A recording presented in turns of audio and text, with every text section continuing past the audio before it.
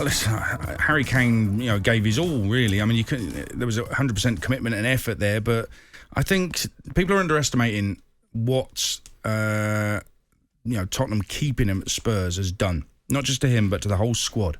Because let's have a look at this. He had been very fair in what he said. He was very open and honest with what he said, Harry Kane, and he said he wanted it done before the Euros. Spurs kept him. That's keeping him against his will. Now, he signed a contract and all that. But that is a fact, and you can throw that at him, but that won't make him happy. All the players expected him to leave, all his teammates. Yeah. All his teammates knew, right, but he's a great player, but they knew for the best of everyone, the club will only move forward when Harry Kane does go, because he wants to go, right? And they might then have to go and spend the right money to replace him or do something different, rather than get the ball to Kane. Agreed. He's too good for Tottenham. That is a reality. He's too good to have an owner chopping and changing with managers and making bad decisions with managers. So he wanted to go and do something else because he's given everything for Tottenham Hotspur. So the other players will look at him being kept there by the Tottenham ownership and say, that really isn't fair to the player. So when do they look demotivated as well? Yes, I know he scored yesterday, but Son's set pieces were terrible. He was half the player he's looked in recent seasons. And Darren Ambrose there, talking about goals for Kane. He scored in midweek against Wolves. He scored in Europe earlier this season for Spurs. He scored 3 for England this season. He just doesn't want to be at Spurs. Can't you see it's a terrible business decision by Daniel Levy to keep Harry Kane against his will? Well, it is if he leaves in January. I wonder if that's going to happen. If he leaves in January, it becomes a ridiculous decision. Yeah. It's the whole thing. It's not doing Nuno and Spurs any favours. Let's speak to Alex, who's a Tottenham fan. What do you want to say, Alex? All right, Darren, how are you both doing? All right? Yeah, good to have you on. Yeah, we've got rid of the chicken, haven't we? And I'm not sure who we've replaced him with. It might be Roadrunner. I think his head's in the sand. I mean, I don't know what he's up to. I mean, this 4-3-3, it's just not working. And here I am on my way to coach Norway's worst football team, Varpa, in my wellies in the rain, and we're certainly not going to play 4-3-3 because it just doesn't work. And unless you're used to it, the players have got to be used to it. I mean, look at Liverpool. That system works inside out for them. And do you guys not agree that the 4-3-3 is our downfall right now? And Nuno has got to make a change. Well, he changed it, didn't he? He changed it, but he should have started with that. He admitted it, but he made that mistake against Arsenal, didn't he? Well, you've got to have the players to have a 4-3-3. You've got to have the midfielders to make a 4-3-3 work. And it just didn't. And it was overrun. Too many gaps. Totally. I mean, Arsenal absolutely rinsed them that first 35 minutes. Ridiculous. It was embarrassing. And this is it. I mean, there's. I just heard a tweet from an Arsenal fan. Why does this have to be about how bad Spurs were when the Arsenal was so good? Arsenal were very good, but you've got to have a handle on how well the opposition played or otherwise to gauge the reaction to the victory. Yes, it was a good performance. But have they beaten Man City, Chelsea, a top team? No, they haven't. They've beaten a really poor Spurs team who are in a really bad moment right now. So all things in perspective. Rick's a Spurs fan. What do you want to say, Rick? Hello, mate. How you doing, boys? Very well, thank you. Yeah, good. Listen, this is a culmination of years, absolute years. Listen, when Levy took over, all he had to do was sort the squad out there and then. But we're now on our, 8th rebuild. People are calling him a great businessman. Yes, he is. But how much money has he wasted on rebuilds, selling and buying?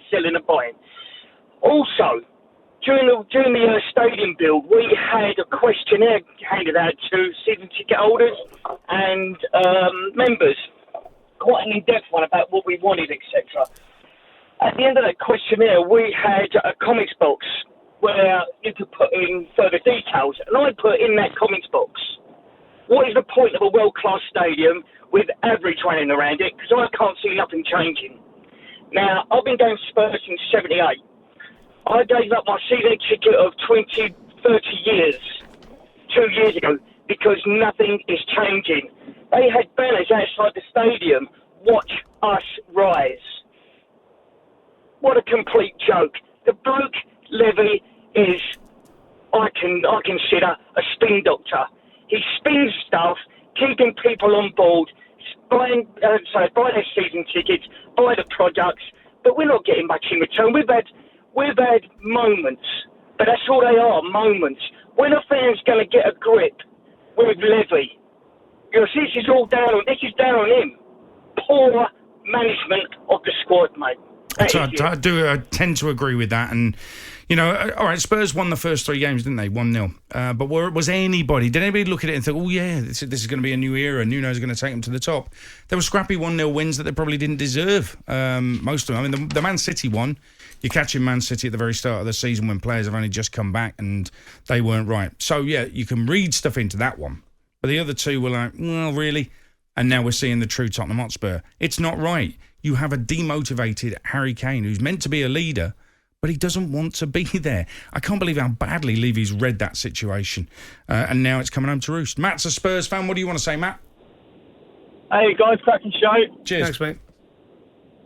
Yeah, it's 2 things, really. First one's about Kane and people saying his heart's not in it, etc., etc. I mean, I think the Saka's goal he scored, he come all the way from the front line, all the way to make a tackle. Unfortunately, he got a bad ricochet and they scored from it. Yeah.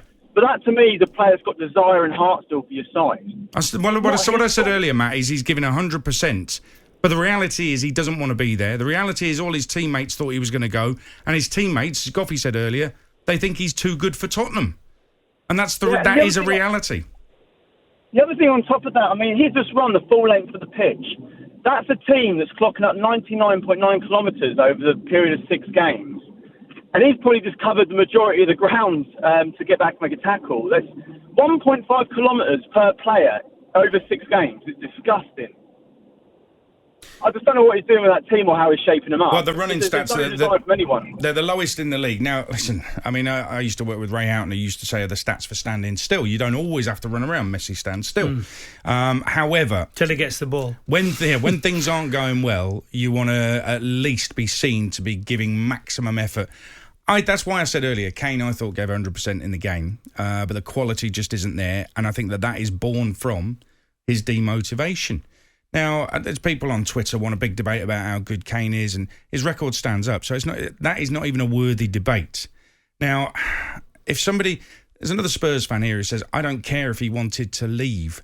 Well, the reality is he felt he had an agreement. Now, if he feels it's important. Yeah, I think you should care if one of your players wants to leave.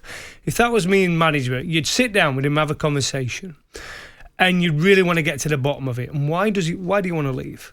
Get the answer. And if you leave that meeting thinking, yeah, there's no point me keeping him. You've seen a cricketer today, Moeen Ali, retire because his heart's not in it. And going with England, the highest level you can get to go with England to Australia, his heart won't be in it for the 8 weeks. Harry Kane is staying at Tottenham and his heart's got to be in it until the next window opens.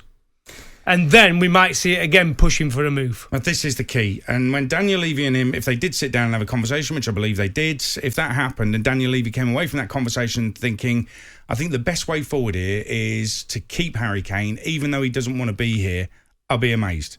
I mean, that to me is a truly astonishingly bad decision. Had to be done early. Get him out of the football club. Take him where he wants to be. Spurs aren't competitors to Man City anymore. And have a rebuild. Build from the bottom up and build something pretty special. But he decided to go against that and pull rank, show a bit of power. Maybe it was an ego thing. No, I'm keeping my man. Well, look how that's worked out. Really poor club management, in my opinion. This is talkSPORT.